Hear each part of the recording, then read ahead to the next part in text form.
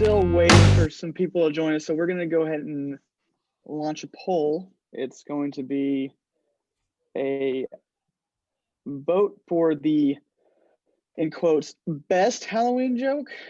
It's pretty liberal in the terms of best because they're all terrible.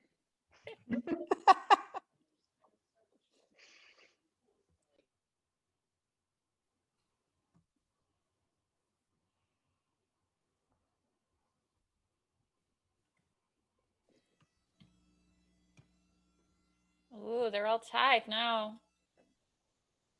Uh-oh, we're going to have to get a tiebreaker in here.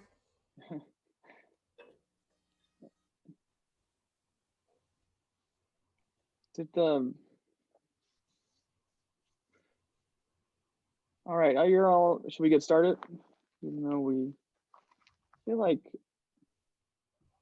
we are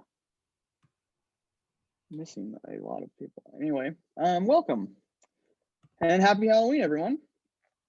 We're so glad you're able to join us on this little webinar we like to call Virtual Brunch with Actual Nerds. My name is Leighton Rasco. I'm from Attendee Management. I'm a nerd, and I'll be moderating the discussion today. We have a scary good guest with us this morning, Liz Connors. She's here to discuss her favorite spells, charms, and potions for webinar production, as well as look into her crystal ball to foresee the future of event tech. So before we get started and formally introduce Liz, we have some crypt keeping notes to get to. First, we ask that you update your Zoom name to reflect your full name as well as the name of your organization. You wouldn't wear a name badge at an in-person meeting that just has your first name in all lowercase, so I'm gonna go ahead and update it here as well. We ask that you remain on mute if you're not speaking. If not, our virtual bouncer, Jennifer, will cast a silencing spell on you so fast it'll make your cauldron bubble. This is a Ask Liz Anything style webinar. Participation is encouraged. So drop a question in the chat or raise your hand. So what do vampires and previous virtual brunches all have in common? They are both immortal. You can watch all of our previous episodes.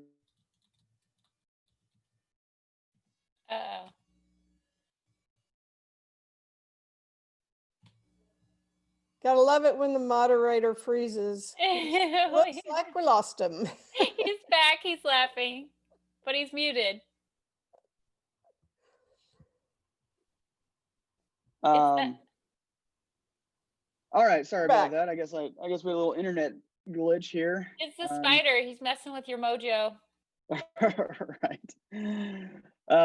Anyway, watch our archives at attendingnet.com/archives.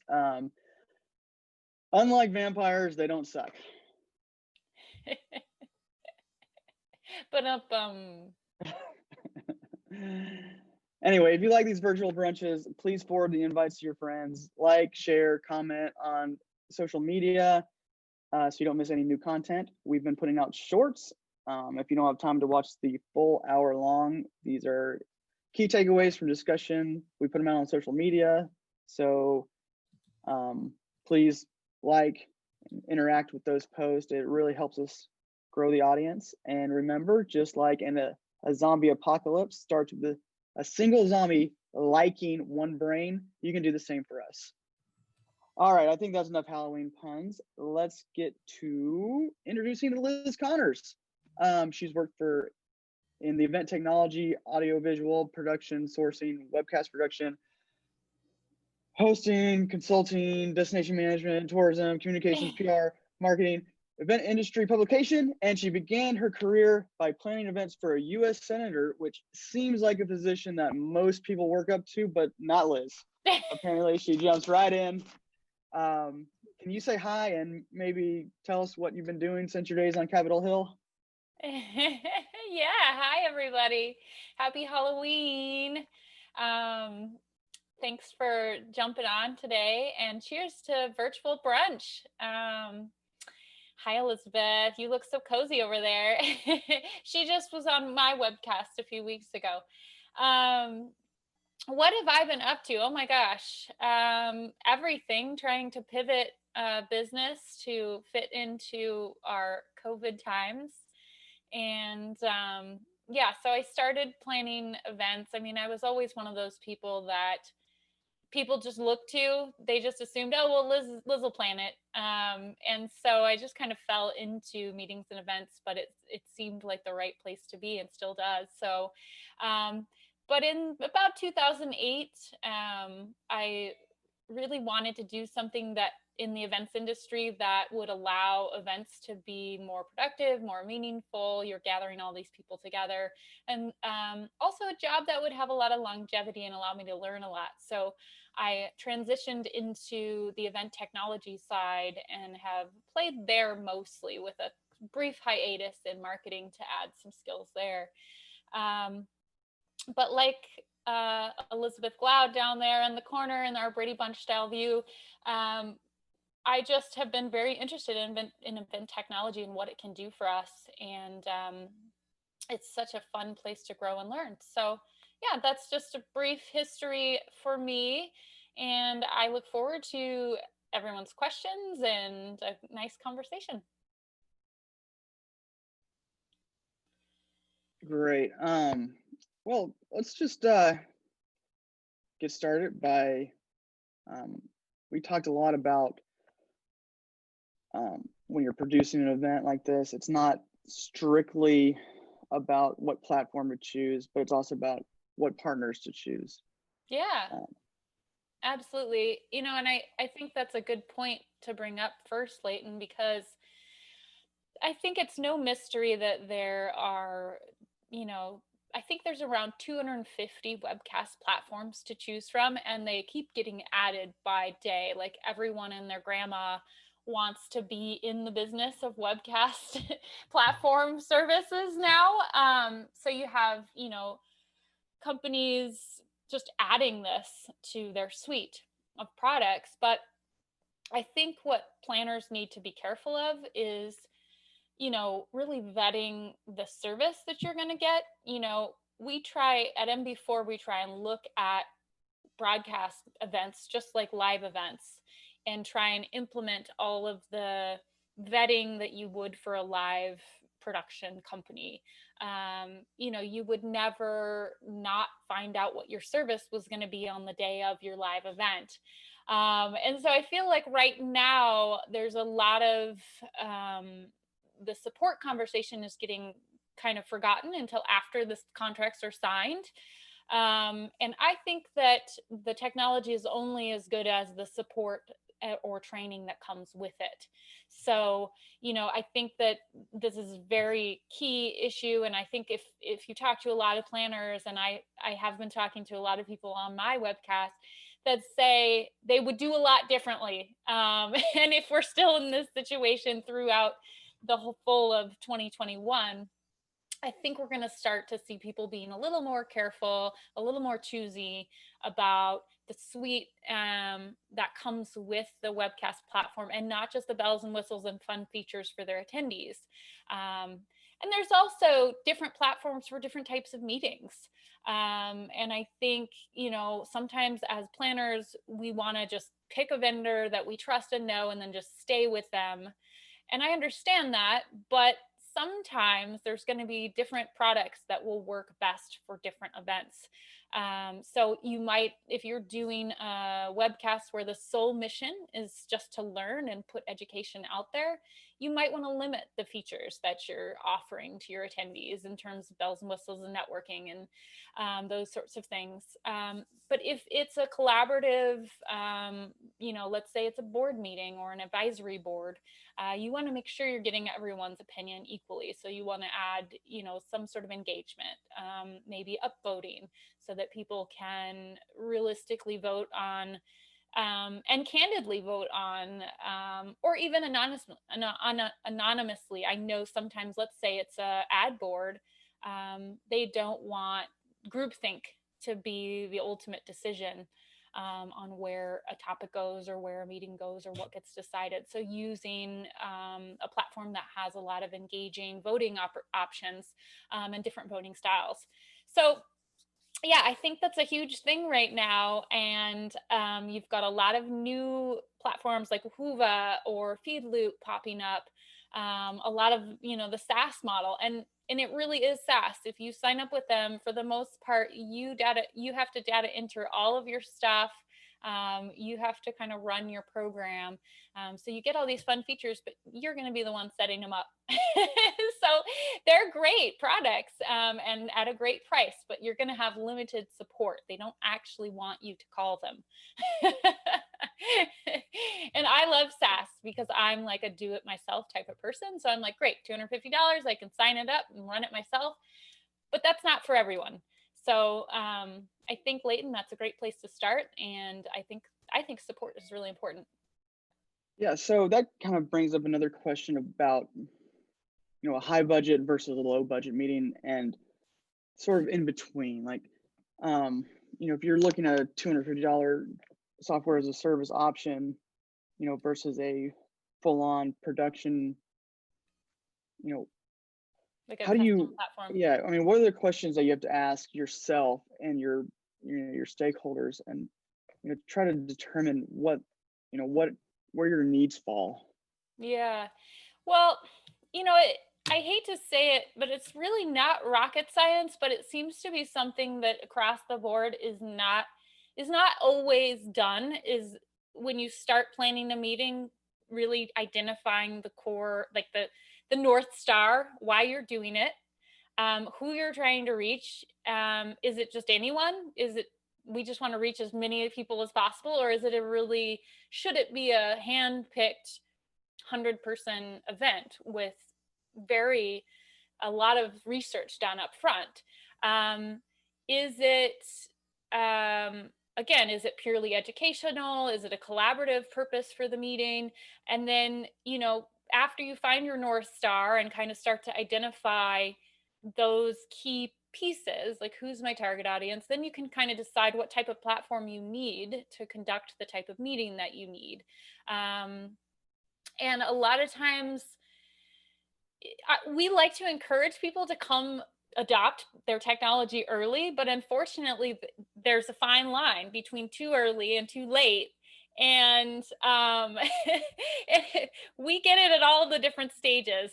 Sometimes people call us and they're like, well, we need a quote. And I'm like, okay, great. I need to know the date, how many sessions there'll be, what's simultaneous. There's a lot of things. What kind of features do you need? A lot of times they have not thought that through, and I'll be, okay, well, can you paint the picture? What's the meeting for? Who's the target audience? And if they can't answer those questions, it's really hard for me to identify what solution they need.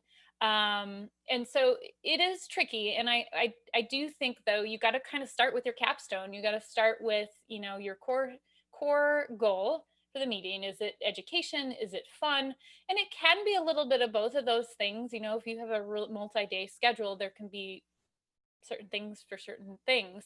But you really want to identify that your core North Star first, and then slot in the technology. And simultaneously, you have to be thinking about things like registration and your marketing plan. And so there's a lot to think about. And ideally, a lot of that would actually already be kind of nailed down before you pick your platform. And that way, you're not asking the platform vendor to bend their platform to fit your needs. And that's actually going to cost you a lot less in the end, if you really know what you're looking for and what you need. Yeah, I really like the North Star analogy. Darth Stina, I believe you had a. I was gonna say I prefer the Death Star analogy. I mean, you should pivot a little bit. Yeah, I miss playing my car. I didn't quite figure out the fact that this was gonna be terrible on the screen, but that's okay. I have a question for you though. I get a lot. I feel like I hear this almost weekly, where it goes, it just can't look like a Zoom meeting. Like it just can't look like a Zoom call. Where it makes me laugh a little bit. It's such a catch-all statement now.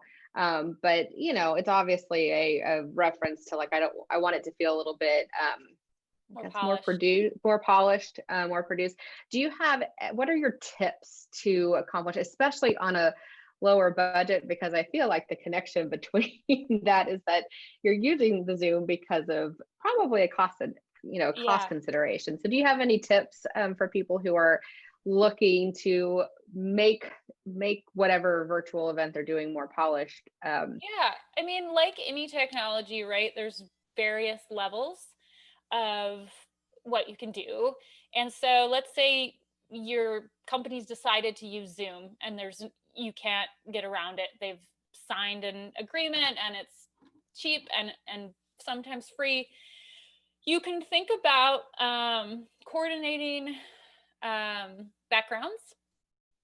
So a super easy thing to do is actually have your creative team design a backdrop that is going to, you want to test it, because some backdrops, they lose the person, right? And it just looks weird.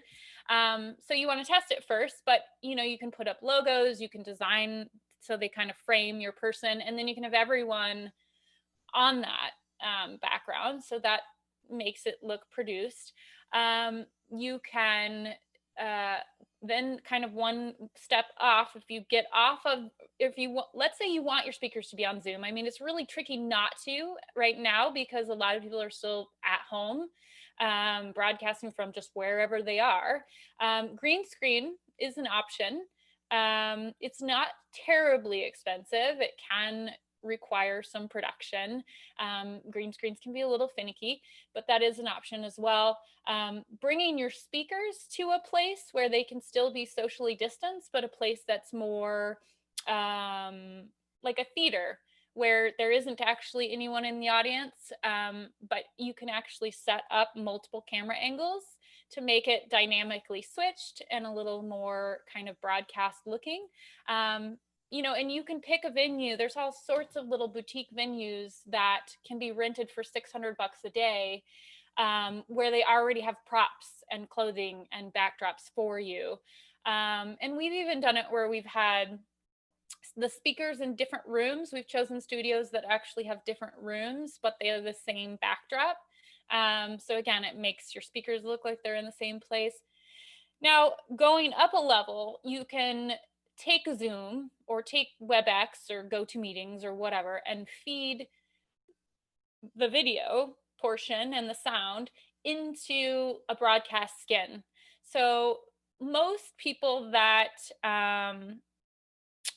do webcasting are going to be able to do something like that.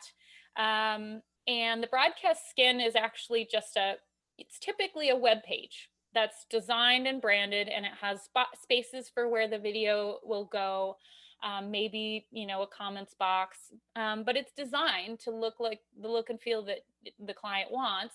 And that's actually what the audience sees. So they're not actually seeing this Brady Bunch on Zoom. They're just seeing exactly what you want them to see, and it's in a nice branded broadcast skin. And then you go up a level, right? And you're using a fully branded platform that maybe is a full web page or a full app. And it's a fully designed experience with the agenda and the chat features and all of those things. But there's so many things that you can do that really aren't that expensive. You can even get someone to produce just your Zoom program so that you're not jumping around or having to worry about that. And then again, like I said, that almost all companies that do webcasting will do those broadcast skins where you give them the design, they build it, they code it, and then they just, of course you want them to do the web. Most people would want them to do the webcast service too. If you're savvy, like some people, you can do it yourself, but that involves a little more production, right? So you're sending the feed through a program like Wirecast, or maybe you're using Livestream as a supplemental tool. But I don't want to get into like bit rate or backend stuff. But there's a lot that you can do to kind of just polish it up. The other thing, sorry, Leighton, I just thought of this one other thing that we've been seeing a lot of is coaching your speakers or presenters. So, we've been sending kits all over the country, and even in some cases to other countries, because we work with a lot of doctors, professors that aren't necessarily used to being on video. And they might be in like their dark research room at a hospital. And so setting them up to succeed, to look good on Zoom. So we've been sending a little microphone, sending a little light, sending them a 3-prong USB port so they can plug everything in with instructions, and then going through that with them, as well as best practices, getting on the phone with them, helping them set it up, testing their internet speeds so that we don't have any dropouts. And then just coaching them through that kind of stuff. Maybe, in some cases, if the presenter I'm going to have on my webcast doesn't have good wireless when we test, I'll send them an Ethernet cable or walk them through, how to upgrade or how to like decrease bandwidth issues in their house. That sounds like a lot of extra work, but in most cases it only takes an hour or two. And, after the recording, it's really hard to edit something to make it look super nice. So anything you can do to, bump up the production and polish at the beginning and when you're doing your rehearsals. The other thing that's basically pretty simple, but important to remember, is testing with them at the same time as they'll be on, because the lighting will change, right, depending on the time of day. And a lot of presenters that I work with that aren't paid presenters, they aren't going to think about things like that. And if you test at 4 p.m. and the light looks great, but you're actually going live at 6 p.m. because you're broadcasting to the UK, that's going to be a problem. They're going to be presenting in the dark. So there's just little things like that you kind of can think through to increase the polish. Yeah, we had one issue similar to what you were just saying with the speaker. We rehearsed and everything was fairly okay, and then when it was time to be live, they changed rooms and changed settings. One guy changed computers completely. It was like, oh no. Yeah, and we have a checklist on the MB4 Productions blog that you guys can all go check out. It's just www.mb4productions.com.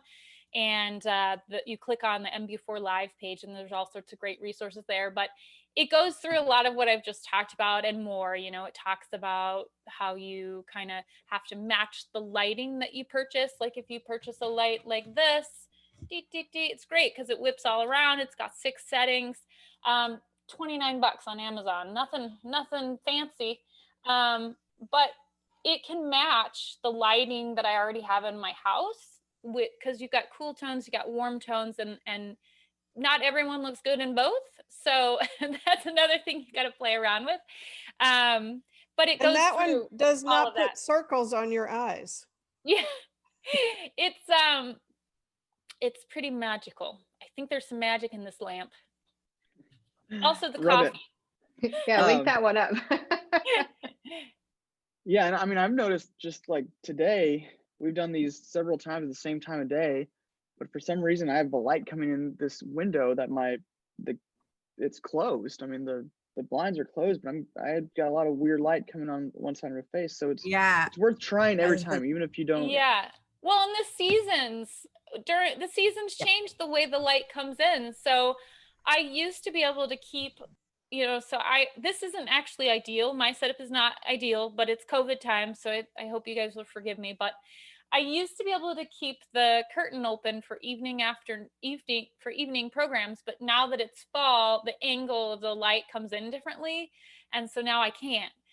So it's worth, especially for all you that are going to get on and you want to look good, jump on your own Zoom 15 minutes before, or when you've gotten dressed in the morning, and just see how it looks. I always do that, and it sounds so vain, but I work for a webcast company. People expect me to look good when I get on. And so, yeah, I just jump on, test it, make sure I look okay. And that can really help like what colors and patterns look good on screen too. I always tell people no polka dots no crisscrosses, like nothing that's gonna blur on video. So I could really go on, so you better interrupt me. Well, no, one of my, there's one a of my kind of a favorite question tricks here is, about. oh, sorry, late. Oh no, I'm just gonna say there's a kind of a question about like what is important to the planners, the clients, and what is important to the attendees. Is the attendee gonna turn it off because there's too much light coming in your window, or are they gonna turn? I mean, they're definitely turn it off if there's bandwidth issues. They'll definitely turn it off if they can't hear clearly. Yeah, sound is the most important. I get that question all the time. What would be your preference, if you could have any of it? And it's like, if they can't hear you, game over. Yeah, so don't just think about the lighting. Talking to your microphone, maybe record it and play it back. And if you're really testing these things before you go live. And here's a fun marketing social media tip. If you want to be transparent, record that testing, throw that up on your Instagram and be like, hey, this is the reality. I was testing before doing my due diligence, and you can even add tips on there for extra street cred. And that's kind of your transparency. You're showing your warm up. And it kind of makes you approachable and human, but you want to look professional once you're on the live broadcast. And there's some meetings that are meant to be Zoom meetings. I mean, if it's really collaborative and it's about fun, yeah, do the Brady Bunch thing, encourage it, have fun with it. But if you're pitching to your 100 top clients and you're not a company that plays together, then you need to up your game and put in some branding. Jill, did you have something to say, or did we already roll past that? Oh, I was just, one of my favorite tricks that I just learned recently was, at least on a PC, if you type camera into your search bar, it'll bring your camera live so you can see what your lights and everything look like. But you have to remember to turn it off, because then when you try to join Zoom, it's like, your camera's unavailable. Yeah. Been caught a couple of times. Yeah, absolutely. I'm just looking at the comments and I see that someone said, they love more tips about attire, which is funny. It's kind of not what I thought we would talk about today. But another thing that people like, my boss recommends nothing too dark, but I think black looks great on screen. So we agree to disagree on that one. I think it really depends on your backdrop. You really want your presenters to have something that's going to contrast with their backdrop. And I think that's really important. And, sometimes I'll get on and people have just so much going on in the back, and then they're wearing some really crazy busy sweater, and it's just, they're like a floating head. So just thinking as a photographer, thinking about like, oh, what's really going to make you pop in this one little square that you have as your own. So I always like color, bright colors, orange, hot pink, purple, your jewel tones for ladies, for men too. Sure, have fun with it. But yeah, I just stay away from anything too busy, and I never want to match my backdrop. You don't need to spend too much time worrying about what pants to wear. Just sweatpants and a nice top. That's a no-brainer during COVID, right? You just throw on those sweatpants. I'm actually kind of thinking about the difference, because Liz, you and I are both in black, but I noticed just with your hair up, there's some separation. But looking at mine, it's like almost like, especially with the Darth Vader mask, like it's almost like a whole hoodie experience. Thing too. And again, this is a silly thing to talk about, but people ask me, like, can you make yourself look thinner? Of course you can. You can sit a little further back. You can sit up straight. You can choose the height of your chair differently and how it shapes your body. Now this all seems like Instagrammer kind of stuff, but you can, pulling your hair up is going to make you look longer. Anything that opens your collarbone up, or even as a man, like having a few unbuttoned, is going to make you look taller. And it's, these are all things that Instagrammers talk about, but we can take them and use them in meetings, events. I mean, we take everything and use everything as event planners. That's our jam, right? So now everyone's shifting around and seeing how they look, but that's a fun thing to do, right? Like, this is what we should be doing. Our life is on Zoom. That's your personality, and that's how you let yourself shine, right? Yeah, when I sit at my desk the rest of the 40 hours a week, I sit like this. Me too. But when it's I mean, I lock my chair out at the highest point just so I'm not tempted to lean back. Yeah. Well, the other thing that I have problems with my presenters, so if you're ever coaching your presenters, I'm a very passionate person and I love to be with people. Like, that's what energizes me. So sometimes I find myself like moving closer and closer, like I'm like want to get close to the people. And that makes it really hard for lower thirds. And also, puts you right here instead of, you always want to have an inch or two above your head. And that's one of the biggest things I see. And it is, nothing can ruin your polished webcast more than either someone that's like down here like this or someone that's like way close like this. You've got like a renowned presenter, the guy that's working on the COVID vaccine, and he's like reading his notes like this. Oh, I can't tell you how many times I've watched the national news and this expert like, has a view like that, and you're just like, nobody talked to him before this. Which is ridiculous, right? You'd think CNN has a front person that calls them, just like a doctor's appointment. You have someone that calls you and makes sure you filled out all your paperwork and tells you what you're going to expect. That there should always be a PR person that works with your people. Now, at my company, it's always me. I'm the person, myself, and we have a project manager, and my other guys are so busy right now recording and doing webcasts, but we're doing upfront, coaching to get the presenters ready. But you can't do it after the fact. So if they're like this in the whole recording, I mean, you can't. The best editor in the world can't fix that. I've actually used that. Oh, go ahead. Sorry, Jeff. Yeah, I was just going to say, the coaching piece goes through all the presenters. I've been on panels, and I've watched panels, and I've watched panels on broadcast television because everybody's sort of Skyping in or Zooming in or whatever. And it's funny, the talking head is working it really well, but the other people are still on screen, and apparently sometimes they are not coached that, hey, you're still on screen. People can see you doing stupid stuff. And the one I really like is, I think it's like Dell computers and maybe some others have the camera at the lower below the screen, and so they think that they're not on camera, and they're sitting there typing, and their fingers are like huge like this in front. And it's like, okay, well, you got to coach everybody that, hey, when you're off camera, you're not off camera.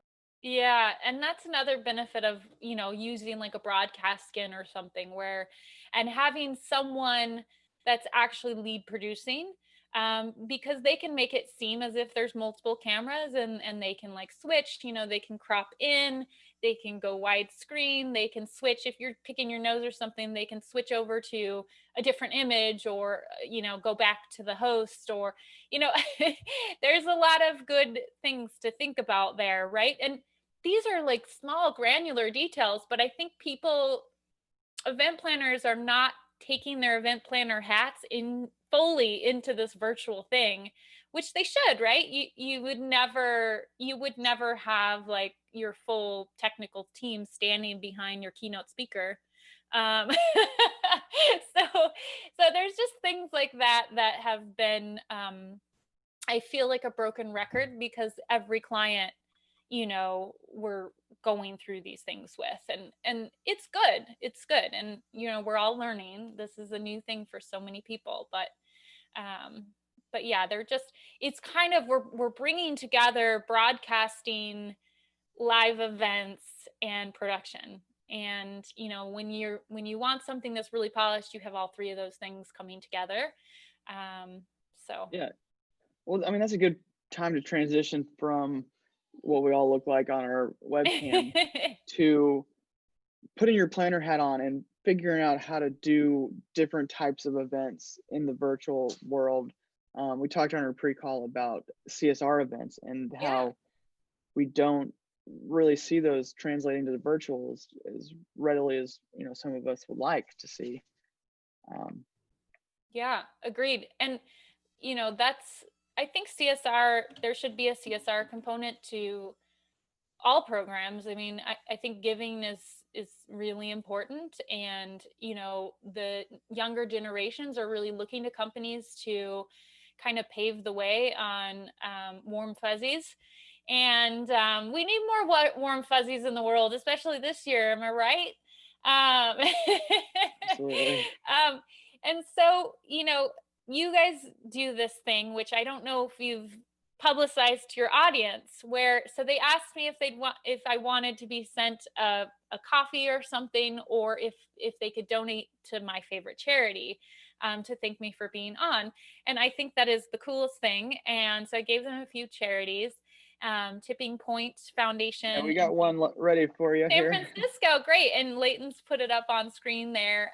They are fighting homelessness, and they're the second largest homelessness fighting agency in the United States. And they have a lot of different sub programs. In San Francisco, unfortunately, their homeless population is a lot of vets. So anyway, that's a little about them. I love Tipping Point. But I haven't seen a lot of programs add that kind of thing in. And I think it'd be so easy to do virtually, either by something like this, having, you know, a dedicated charity that you've chosen for the event, or, you know, choosing a handful of charities and then your attendees kind of vote on which one. Maybe there's a brief presentation, or maybe the company donates and if it's an enterprise event or it's a client event or employee event, you have them choose, and then the hosting company is the one that actually does the donations. But I haven't seen that many CSRs go online, and I don't know if this is a thing that you all usually do, but if those of you watching out there would love to unmute and or put in the chat anything that you've seen. I've seen a few like Clean the World programs. I've seen I've seen one other like clean water program, but I haven't seen that many CSRs transition. And I think that that's a great way to add in a break for your multiple day programs. And I think this is the time for it.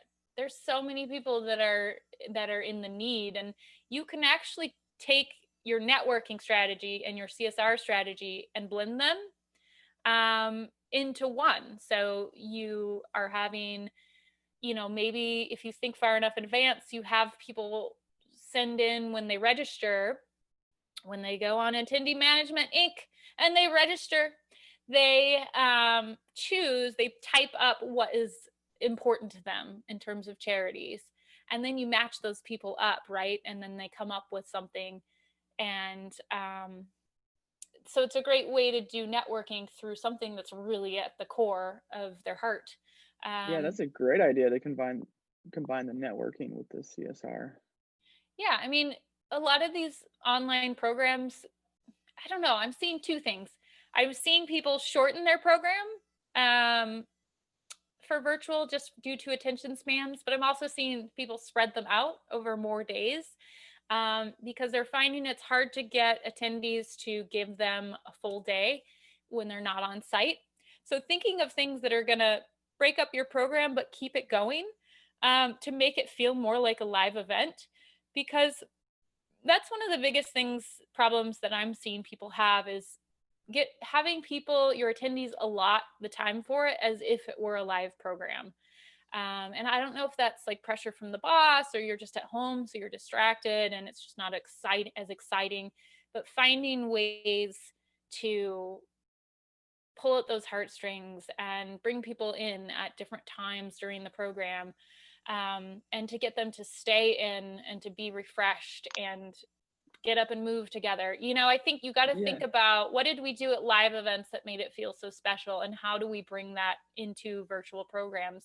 And that also goes back to your planning. You got to think about, you got to put yourself in the audience's shoes and think about how they're going to best absorb whatever it is you're trying to pitch them. And sometimes that's going to be just didactic learning. Let's say it's a CMP training or something like that, or you're doing something for CME credits, versus something that's a celebratory awards show or online virtual fundraising event. We've been doing a lot of benefit concerts for groups that are having to pivot their fundraising galas. And so we've been doing stuff with them, like how do they bridge their content and their need for funds with the entertainment, and when do they put the ask in? How do they use the lower thirds to use those asks? How do they leverage the entertainment to get more money? So maybe it's a pay per song. Maybe it's, I'm gonna bid $500, but you have to play such and such song. There's all these ways to bring fundraising online. Using fund to need thermometers that show real-time progress it's not a new theory. That's 15 years old maybe, but now more than ever, that's super important to let the audience know where they're at, get them engaged, show thank you shout outs scrolling on the screen. There's so many things to make CSRs fun, and to kind of work that into your program. So I'm not sure if that really relates to our topic, but since we were talking about it when we tested, we thought we should bring that up, because it's a great time, like I said, to give those warm fuzzies. Yeah, I mean, it's absolutely related to our topic. Our topic is about how to engage people on webinars, and also just what is life like right now. So we need to give back and keep doing what we're doing. Elizabeth, you sent sorry, I want to shout out to the audience. Elizabeth Glau, you sent in something here. Tell me about this link. Oh yeah, what you were talking about made me think of a company I know about that connects influential gamers with charities, and it's sponsored by a company. So really, they've always been in this world of like streaming, and that's, I think, where a lot of us are starting to try to figure out, yeah, like, what is this streaming stuff? And so I just put their link there. doubleplus.gg is their website, so check it out. Connect with them, get inspired by that kind of model, I think, for CSR. Love it. I love it. And you always have good ideas. Elizabeth and I actually, we know each other for a long time, and our resumes and our capstone, like North Stars, are very similar. We love people, we love culture. I'm always happy to let her take some of the time.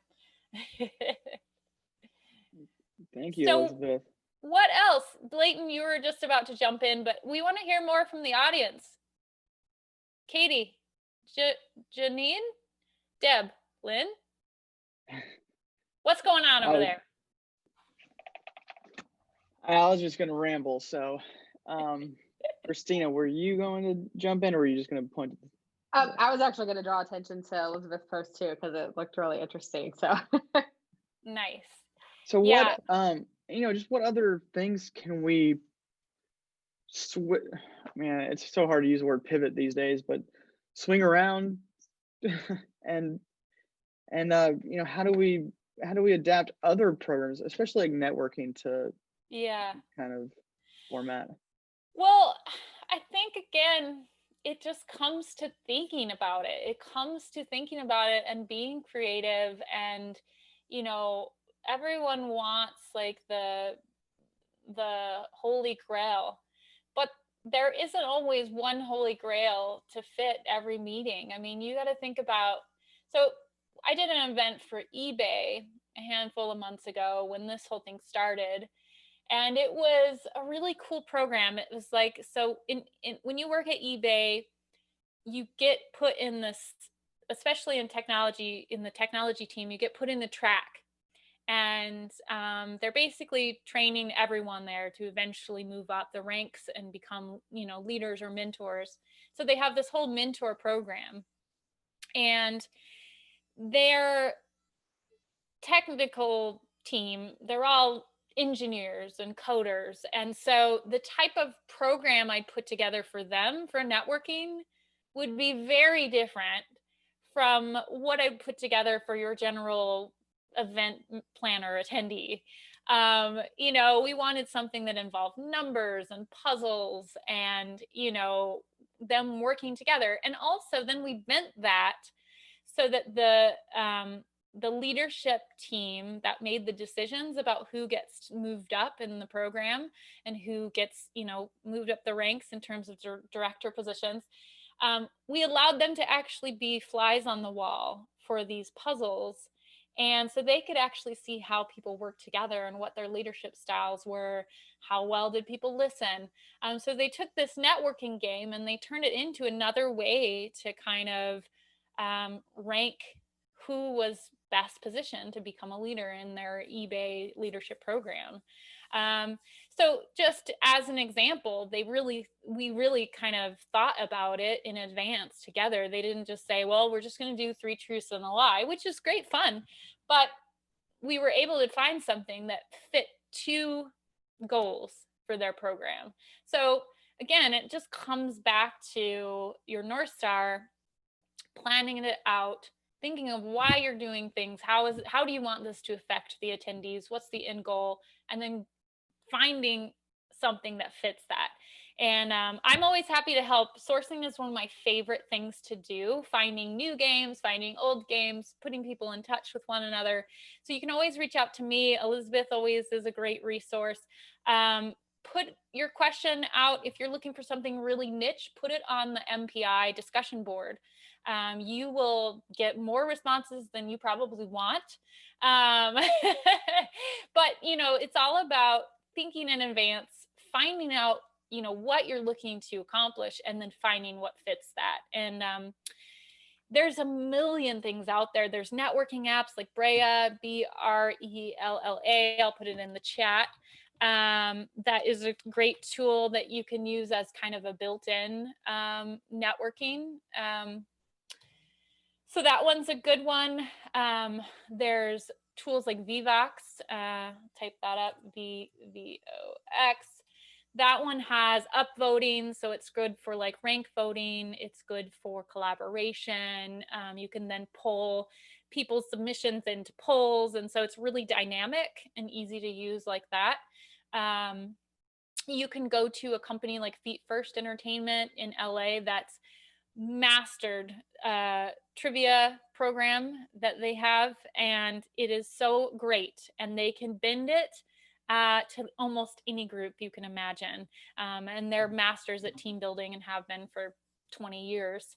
So yeah, there's lots of good options out there, and I could certainly go on, but hopefully that helps. Hey Liz, what do you see in your crystal ball for, let's say, a year? Where do you think we're going to end up? Say it, but I don't think events are going to be, I think this is a new norm for at least the next 2 years. Sorry. I'm a realist and a total dreamer at the same time, but if I'm being asked for predictions, I got to go with the realist side of myself. I think even if you do get a vaccine, my company works in pharma a lot. We do a lot of CME programs. We work with doctors a lot. We do a lot of symposiums and ad boards. I know how long these processes take. I know about the research that has to go into it. I know about the trials that have to go on, and the FDA approvals and all of that. And even if you push that through, I'm thinking we're not getting anything for the masses for at least another 5-6 months. And even then, there's not going to be enough for everyone. I hate to say it, but it's just the reality of where we are. So I think that's going to just take a lot longer than people think to roll out. and get it implemented. They got to get it to the Walgreens, they got to get it to the doctors, they got to, and then people got to make their appointments. And I don't think it's going to just be. So I think the reality of event production, the reality of massive rooms full of people, 3,000 people in a big breakout hall is not going to be back for a while. And I think it really would be unpopular to do a live event and not have a virtual component. So you really have to think about how that would affect your audience. And so I think hybrid is the answer. And unfortunately, hybrid is expensive. A lot of people expect that virtual should be like Zoom and it's just free. Well, webcast companies have to make money. They have to, would you want, let's say you have a 4-day, 50 session conference. You would rarely have your AV set up unmanned in one of those live rooms, right? That would be irresponsible. So just like that with a webcast, you wouldn't have a webcast track with no technician. So if you have, 50 sessions, 10 tracks, you got to have 10 technicians virtually. And, if you're doing hybrid, you got to have it both live and virtually. So, unless your on-site people are also the operators, which you can go down some tracks and ways to cut corners, but, there's just some realities that people are kind of overlooking as we make this transition. And I know everyone's trying to cut corners. And so we're trying to cut our costs, but we have, we have to pay staff to man rooms, and we have to have equipment set up to make sure there's no failures. And and the planning is that much more intense. You're planning 2 meetings. Yeah.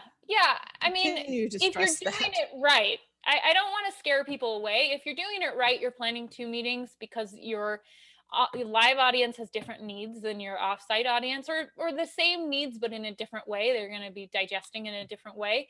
So I love that. One of the biggest things that I've been doing for a long time, but is recommending that you have a host or moderator that's specifically dedicated to your online audience.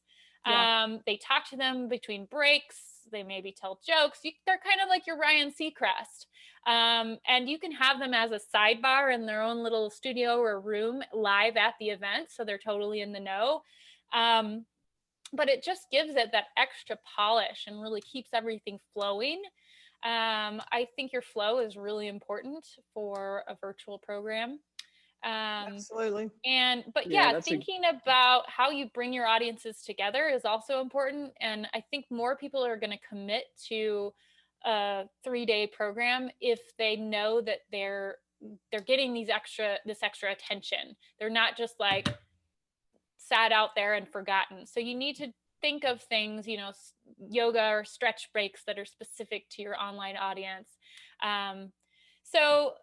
Let's see. Elizabeth sent something. Virtual events are more sustainable and inclusive. I think that many of them will continue. Yes, absolutely. I think what's going to happen is you're going to have 3 different things that happen. A lot of companies are just going to do all their programs virtual, and they're going to continue learning and pivoting. A lot of people are desperate to get back to live, or they couldn't get out of their contracts. They just had it like half off or deferred to the next year. So they're forced to use this space, which I don't think is very nice with the hotels, but I get it. So they're trying to cram a hybrid in, even if they aren't ready in some of those cases. And to those groups, a lot of those groups is going to come down to cost, and they might just decide to go live because they didn't budget for both live and hybrid. And that's a little bit of a shame. Those people could still think about webcasting only one component, maybe the opening keynote or the closing keynote. I would highly recommend that, to at least have something to show that your company is trying to be with the times. And then the third thing that is going to happen is you have your people that are ready for it, and they're going full steam ahead on both live with all the new conditions that need to be, thought of with the spacing and, no touch networking and those sorts of things, and also having a hybrid program that's well produced and well executed. So I think that those are going to be kind of the three things that you see. I think, like Elizabeth said, a lot of companies are going to choose to do their smaller meetings virtually, and then they'll do maybe one big program. But I think we're going to start to see the waters get a little more muddled with the diversity of what's going on and what companies are deciding to do. So.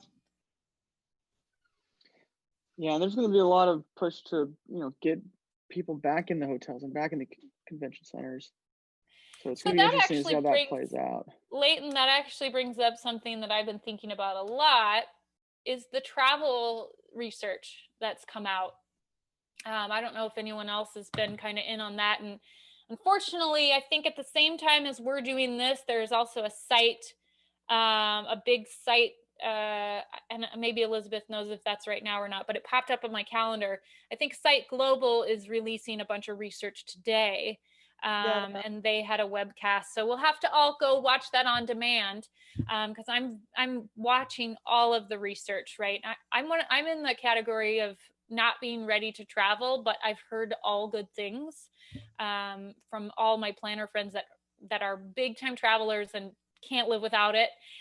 They've been back on the horse like that. I'm starting to get ready. I certainly miss seeing people, but so the IATA last week or the week before, it was probably October 8th, I think, was their press release, released a big study that was done by multiple sources, but it basically found that what the airlines are doing is working, and that they've only found, they had billions of travelers in 2020, and there's only been 44 cases that have been linked directly back to in-flight transmission. I find that very, very promising. And that research is from multiple different agencies, and then it's also been vetted by external scientific agencies. So I felt a little better about that. I think that will go a long way to getting people to travel to these events. But, I think the events have to do their due diligence as well in promoting and making it part of their marketing plan what their COVID strategy is. And I hate to say that because it's so boring and so unfun. As an event planner, I can think of nothing less fun than having to find a clever way to market what we're going to do to keep you safe when you come to our meeting. But it's going to be important. It's going to be important because I need to know that I can be safe on the airplane, and then I'm not just going into the wolf's den when I get there.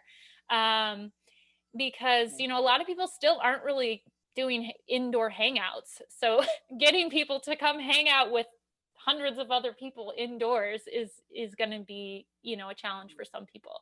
So thinking about the marketing, looking at travel research, starting to promote the travel research, I think is going to be really good for our industry, and getting those upticks, especially right before the holidays. And the airlines do say they are seeing upticks. And some hotels in especially the more open states, like Texas and Florida and Ohio, are seeing upticks and some returns. And but I think also our venues can be clever about how they're using their spaces too. I'm seeing a lot of movie theaters are doing VIP. Just you can rent out the whole theater, just you and your family. I think that the venues are going to have to get creative about how they're going to sell their space. Selling to webcast companies and, come and shoot in our ballroom. We'll pull down the nice curtains for you. There's already a podium, we've got nice chairs, those sorts of things. Even like design companies that have all the decor, they could shoot webcasts in their warehouses. The nice thing about webcasts is if you have power and internet, you can shoot one just about everywhere. So I think that people just, this is a time to get creative, roll up your sleeves, and really think outside the box. Thank you, Liz. And everybody, thank Liz for joining us today. We had a great time. I really love where the conversation went right at the end here. I wish we had a few more minutes to talk about it, but we are out of time. So hopefully we can direct some questions to you after this. Yeah, absolutely. So if you can, just catch up with them on social media. Again, it really helps us out to comment, like, share, whatever the appropriate thing is for the appropriate social media channel. Please do it. And mark your calendar for our next brunch, which will be November 12th. We're going to take on the topic called A Nerd's Guide to Virtual Events on a Budget. And we're going to use the word budget loosely because it's not about doing it cheap. It's about getting what you pay for. So, good topic. Remember to tell your friends. And again, social media is great. And we will see you next time, and happy Halloween.